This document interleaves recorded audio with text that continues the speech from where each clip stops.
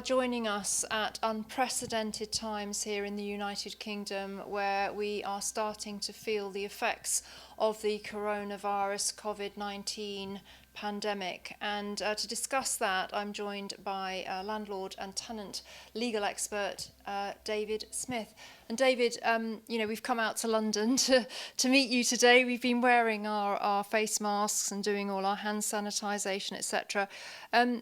As I mentioned, we're in the very early stages of this, and I think that these are always the worst kind of time for people to understand what's happening, because it's so fluid. It's changing literally by the hour, isn't it? Yeah, and I think this is an important point. People had been calling me, asking me for advice, and the first thing I always say to them is, anything I tell you now may well be wrong in a few hours. We obviously had the Chancellor speaking yesterday. Even since then, last night there was talk of mortgage holidays for homeowners. Today it looks like those mortgage holidays are going to be extended to the buy-to-let sector. It's already been said that Robert Jenrick will be saying something later this week, and I think there's a high chance that there'll be some sort of moratorium on evictions for rent arrears. So things are continuing to happen, and of course they will continue to happen even more, because schools aren't yet closed. The government's talking about closing schools. There's always the possibility of lockdown, whatever that may or may not mean. So there's a long way to roll yet, and of course the suggestion now is that this may rumble on in one form or another until at least the spring of next year. Wow. Well, as I say, we are in the early stages. I think it's hard to know how to feel about it. Yesterday, I was very, very almost in a state of shock myself to see the news coming through. My father's in hospital at the moment, having had very serious emergency surgery, obviously being 87. He's very vulnerable. There's so much going on for people. And this is a much bigger issue than just, how a landlord's going to survive. Yeah, I mean, there's obviously impact across the whole economy. It's not just about how landlords survive. Laura Ashley's fallen into administration already because their rescue plan fell through, because no one's now prepared to commit money. You've got talk of major airlines going down. British Airways has suggested it might not survive. Virgin is asking for money. So huge companies that are supposed to be strong companies are at risk. Leaving aside bars, pubs, restaurants, whatever, they're all at risk as well. So it's not just the private rented sector. The whole economy is going to be impacted. And of course, that will have its own impacts on the private rented sector. A weaker economy is generally not that great for the private rented sector. It prefers a strong, aggressive pushing economy. So there's a whole range of different factors. And we don't really know what will happen, because the reality is no one knows for sure what this virus actually does, what the death rate will be, whether people will recover, whether people will then have immunity, whether a vaccine will be developed. There's a whole range of just complete unknowns. I mean, in principle, we might have a vaccine in 2 months' time, and everyone will be very happy and be getting vaccinated left, right, and centre, and you're done by the summer. Unlikely, I hasten to add. If anyone's thinking that's going to happen, I don't think that's very likely. But we could still be having these discussions in 2021 and 2022. We just don't know. I think the number one fear for the landlord community is, of course, that tenants may lose their job, may become ill, and obviously won't be able to pay their rent.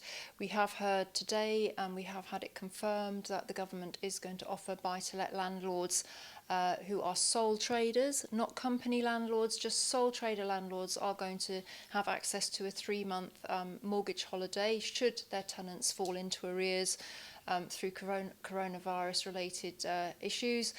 So that gives some comfort to sole trader landlords. Of course, if tenants are made redundant, have illness issues, then there's also universal credit or LHA to fall back on.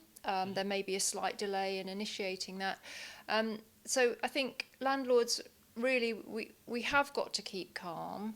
And I think one thing not to do is to kind of immerse yourself in the media, because it's changing all the time. Some of it's not particularly reliable. We need to get our information from reliable sources, don't we? Yeah, it's difficult to find those. I mean, the government's now moved to a daily briefing schedule. That seems to be the best place to find out what they're doing at the moment. People should be a bit careful about where they're picking up information beyond that. Twitter is not necessarily the best. Twitter's interesting in lots of ways, but may not be your best place for information about how to protect yourself from novel diseases. I think the other thing that's worth pointing out is, as of yesterday, the government has announced that from next week they will have business loans available, which are 6 months interest free. Obviously, they have terms, and I'm not saying you should just go and get one of those, but certainly limited company property businesses will be able to avail themselves of those. So they may be worth certainly investigating. The fact that the mortgage holiday stuff is not being extended by the government to limited companies as sole traders does not mean that individual lenders will not offer arrangements to companies. True. And so discussion should be had, and obviously landlords need to keep in close touch with their tenants. Some tenants will be able to pay the rent, some tenants will be able to pay some rent, some tenants will be able to pay no rent, but may then have the ability to obtain universal credit, and the government said it's going to accelerate the process of universal credit approvals, and hopefully we'll do something about alternative payment arrangements as well for direct payments. So the reality is, from most landlords, it is better to have a tenant who's paying you something than no tenant who is paying you nothing. And the reality is, the worst place for any landlord to be at the moment is probably with a void, because it's likely to stay empty for a period of time. So it's probably best, wherever possible, to try and talk to your tenants, get that relationship working. Hopefully it's reasonably good already, but keep it strong and make sure that you're in communication with them and trying to help them out, but also, of course, making sure that they're trying to help you out and keeping a good position there. Yes, it's very interesting because today in fact, on Twitter there has been some commentary from tenants who have heard from their landlords, and their landlords have said that they will be offering, reduced rent or payment holiday. I think this is a great time for landlords to step up to the plate and show that we're good people, and that in a time like this, we should work with our tenants and try and help them remain in their homes. And indeed, as you mentioned, it's likely that anyway that evictions are going to be not available over the next few months. But it's really great to see landlords contacting their tenants, trying to alleviate their fears as well. And I think that everybody watching this should as Martin Lewis, money saving expert, said today, he said it's a time of forbearance. And I think that's a very good way to describe that we're all in this together, and we all need to work together to come through it. Yeah, and the government has said we're all in this together about lots of previous things in the past, but I think it's never more true of an illness that pretty much anyone can catch and is indiscriminate. So whatever you do, you're at risk of catching this illness, and people you know are at risk of catching it. And so landlords and tenants should always have a cooperative relationship, but certainly this is the time for it to really shine. There are lots of people, and you'll see them on Twitter, who are saying landlords this, landlords that, because they have ideological reasons to dislike landlords. But there are also lots of great stories on Twitter, as you've said, about landlords who are already contacting their tenants and saying, I want to work with you, I hope you can pay the rent, but if there's a problem, do get in touch. And I think that every landlord should try and do that, because you're going to need your tenants' cooperation. To be fair, you should always need your tenants' cooperation to some extent, but you definitely need it now.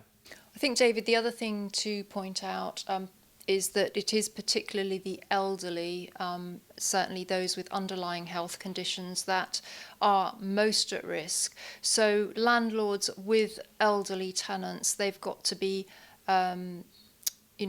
very much on the ball of how they're going to deal with these tenants, maybe liaise with the tenant's family if they have any, and obviously we've also put a post on Property Tribes today about access protocols for landlords. These are all kind of new things that landlords are going to have to take on board over the coming months, aren't they? Yes, inevitably, landlords need to minimise access to the property, to things they absolutely must do. If there are wants of repair that tenants are reporting, it may be necessary to triage those into things that need to be done and things that don't really need to be done right now or that we can work around. And tenants, of course, will have to cooperate with that as well because they're going to have to accept that. And then it may be that landlords want to offer older people who are stuck inside or tenants who are self-isolating further assistance. There's lots of examples now of people offering to do shopping for people and so on. This is a great opportunity for landlords to build a strong relationship with their tenants by making sure that they're looked after, which ultimately will repay landlords. Tenants who are looked after are going to look after in turn. Tenants who get healthy again are going to be earning the money that we need them to earn to pay the rent. So landlords need to use these opportunities to build the strong relationships they need. Well, it's just a decent human thing to do at such a time of crisis as well, isn't it? So, as we said, it is early days. Do you have any thoughts, David, on how this is going to impact on the private rented sector over the next, over the rest of 2020? That's hard to say. It will depend on the economy a lot. It will depend on what the government announces this week. I think it's looking increasingly likely that some form of moratorium on eviction for rent arrears, at least where they're connected to coronavirus, will occur. To be honest, it may not matter because I'm not so sure that the court system is going to continue to function fully. I think the government's going to try very hard to keep it open, but it's certainly going to get slowed down. And I think the other possibly bigger problem actually is that landlords are going to have to make sure that tenants are allowing access for things that need to be done and for repairs. And of course at the same time they're going to have to persuade contractors to come and do the repairs. And I could certainly see scenarios, I've already heard of scenarios where contractors are declining to go to properties. Now at some level there is a problem here because I suppose you could talk about the panic buying of loo roll. How much loo roll do you need? Eventually people are going to have to stop panic buying loo roll because they won't have any more space for loo roll. And if this is going to carry on for a year, then we are going to have to reach a new normal. And I think that's kind of what the government is desperately trying to angle towards as well. I think so at some point, some elements of this will become normalised and we will have new working protocols that is going to have to allow things to carry on. You can't put a country into lockdown for a year. You can put a country into lockdown for a couple of weeks, but after that, it won't work. Most countries have gone with lockdowns. They're short temporary measures to try and break the chain of infection. So I think what we need to really wait for is to try and see where the new normal is going to be and what the government's going to try and establish as the new normal once the initial peak potentially is passed. And then try and fit a landlord and tenant property management relationship around that new normal. It'll be different. It will probably involve much more cooperation around visits and much more tight supervision of subcontractors and people carrying out those visits and possibly trying to chain visits up whereby several contractors are all coming in to do specific things, and so minimising the amount of disruption and contact, so that tenants might go away for half a day, a whole load of stuff is done, and then they come back, so there's limited contact. But we will just need to wait and see where we are. And again, that's not entirely in control of the government, that's in the control of how a disease spreads among the population, which is for someone else it's a higher power to decide, I guess. Yes, no, it is. I think also landlords are going to have to consider that they need to do more risk assessments when they're assessing access to a property and that kind of thing, because the last thing you want is for in 6 months' time a tenant to say, oh, you gave me coronavirus or something like that. So I know it's awful to think of these kind of things, but it's very important to do a risk assessment, document the questions that you asked the tenant and the measures that you took before going into a property or a trade's going into the property. Yeah, I think it would be hard for someone to prove that a particular landlord was responsible for their infection, but it could happen. But certainly landlords should be certainly thinking about whether someone is in isolation, whether their contractors are the right people to do it, and whether they're safe, and thinking through all these processes, and then of course making sure there's a strong process there to make sure that people are cleaning their hands before they go in, staying at a reasonable distance from the people they're dealing with, making sure they leave the workspace clean and suitably disinfected, and then cleaning themselves as they go out and following the government guidance, not touching their face, washing their hands, the things that the government keeps telling us we need to do. Yeah. The reality is, of course, you should bear in mind that if everyone washed their hands and didn't touch their face, we wouldn't have a problem. So there's an aspect in which, of course, this disease is more serious, but the transmission routes are not different from colds and flu. If everyone washed their hands all the time and was really good about staying at home when they were ill and not touching their face and not coughing and sneezing in front of other people, then seasonal flu would be a lot smaller as well. So this is the same thing.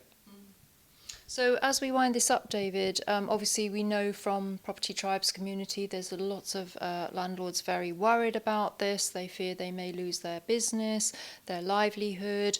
I think again that's because there is a lack of clarity. We are in the very early stages of this. As it goes on, people start to come to terms with it. The rate of change starts to slow down a little bit. It becomes more manageable. What words of advice have you got for the landlord community watching this about how to, survive this threat?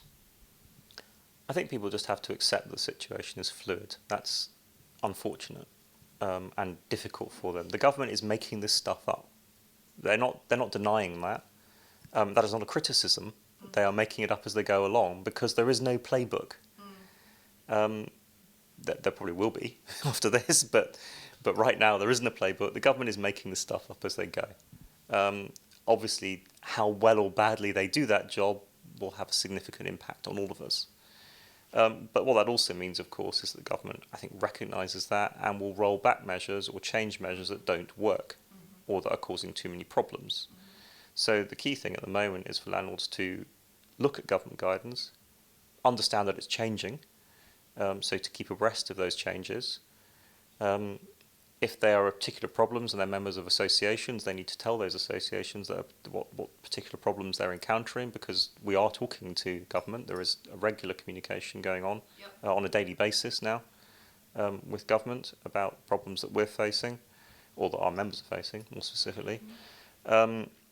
So there's that opportunity as well to feed back and accept that is a scenario, and then of course, obviously, guard the relationship in order to guard the long-term survivable income. The reality is that I don't think many landlords are going to make a huge profit at the moment. That's unfortunate for them, and that is a facet of the situation. But what they need to make sure, of course, is that in the pursuit of trying to make something, they don't trash the whole thing.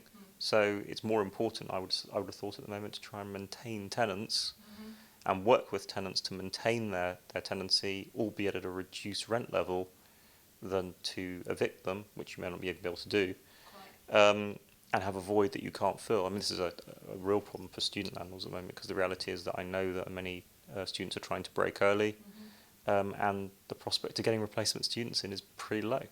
The universities are moving to non-face-to-face tuition, so the reality is there's going to be significant voids in that sector. And people will need to think, and I presume the short-let sector will be suffering badly as well. I don't imagine that Airbnb is going to be doing terribly well in the UK for a period of time, or anywhere, frankly. So people need to think about what their risk factors are in terms of their business, what they can do to mitigate that, and what they can do to maintain that income at some level, albeit not at their full level potentially, over the medium term, and then obviously revise their business plans in the longer term once we know where we are. Yeah, indeed. So reliable sources of information, obviously the government website, the NHS have a coronavirus resource, the residential landlord association, soon to become the NRLA, have a page, or a whole resource actually dedicated to this ever-evolving issue, and I'll put a link to that beneath the video. And of course, David, Property Tribes, we're producing resources on a daily basis. We've started up a kind of flash category called Coronavirus Advice, which will be there as long as this crisis lasts.